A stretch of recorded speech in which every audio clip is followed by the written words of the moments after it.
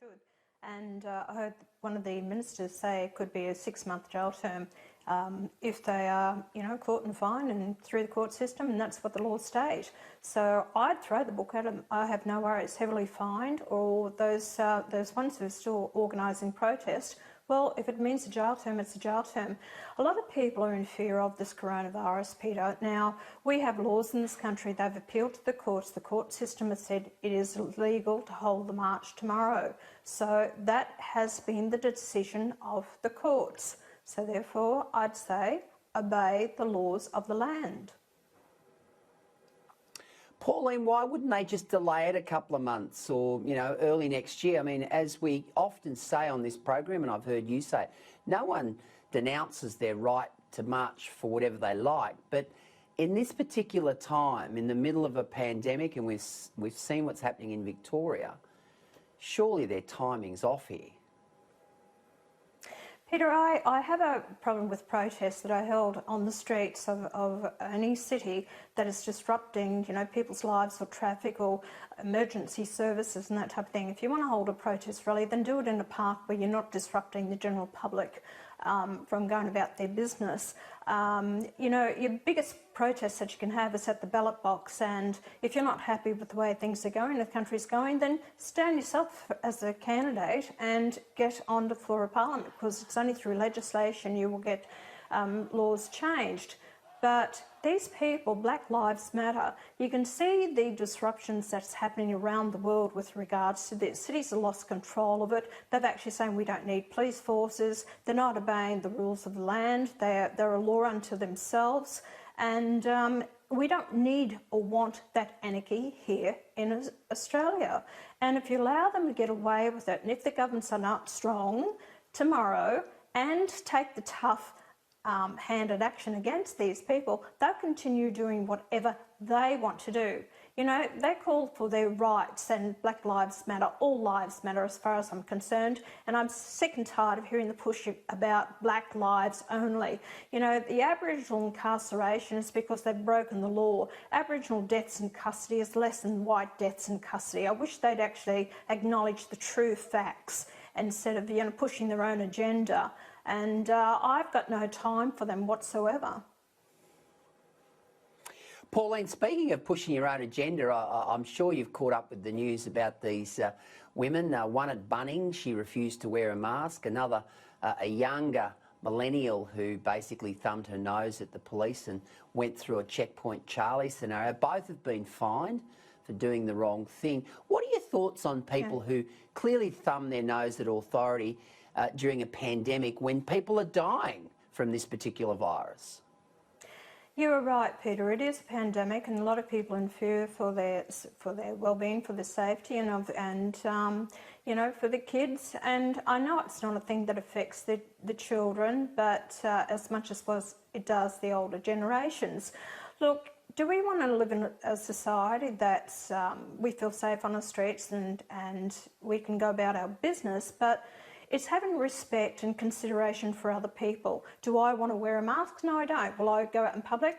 I don't know. Probably I might stay home, but if I have to go out in public and I have to wear a mask, because I would possibly call it a second wave that is going through Victoria now. It wasn't just a spike. It is horrendous what is happening.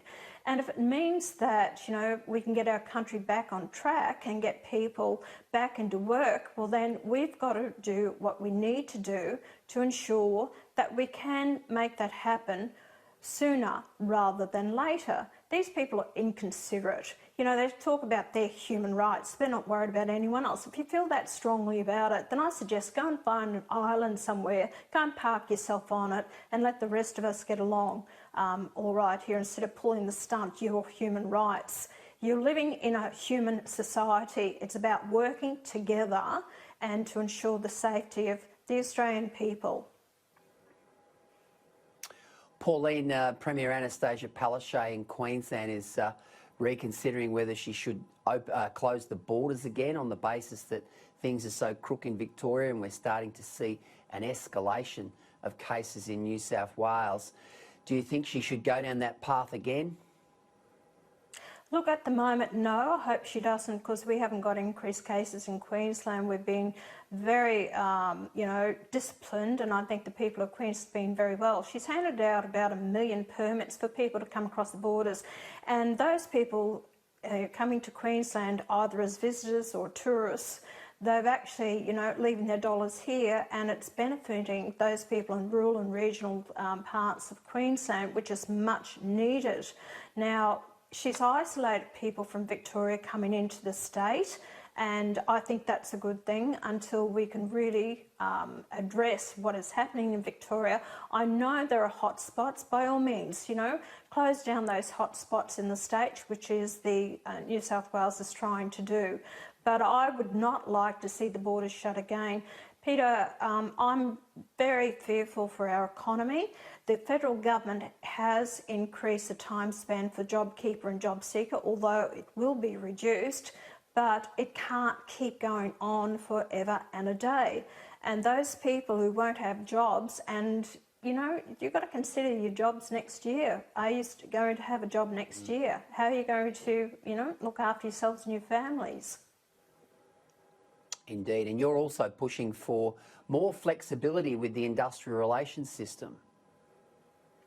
Of course. Look, the government has brought in with these businesses that they should have flexibility to tell their workers, look, you were hired to do maybe stack shelves or something else, but we're going to need you to move to this area now to actually do this other job. That's about working together. It's flexibility, and I'm all for it, and I'm supporting the government in this move, because what I'm hearing is businesses are hearing from their workers, no, I'm not ready to come back to work. No, I don't have to do that job. I wasn't hired to do that. Yep. Well, good, have that attitude, because I'll tell you something.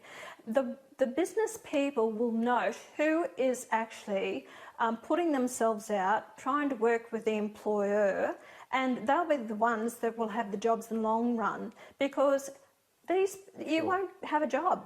You won't have a job. Be more flexible and working with your employer, and then I guarantee you'll have a job in the long term. We will make America great again.